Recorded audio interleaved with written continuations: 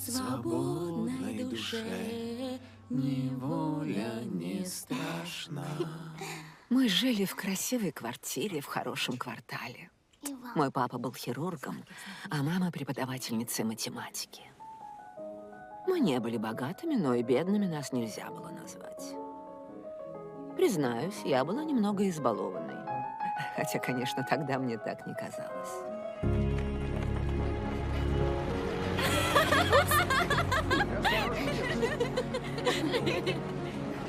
Когда жизнь настолько прекрасна, как была моя, ты многого не замечаешь.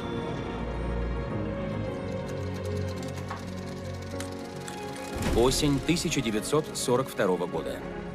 Прошло 2 года с тех пор, как Париж капитулировал перед Германией. В честь этого события наш любимый город посетил никто иной, как сам Он на Гитлер. тебя смотрит. Да ну брось.